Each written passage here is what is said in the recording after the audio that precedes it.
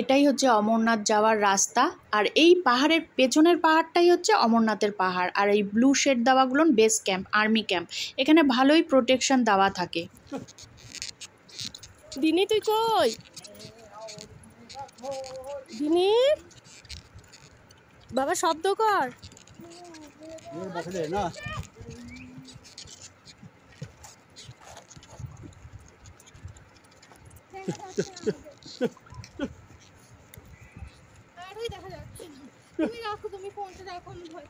ভয় পাস না, এত লোক যাচ্ছে, কোনো সময় ভয় পাবি না কোনো কিছুতে, বলছি না।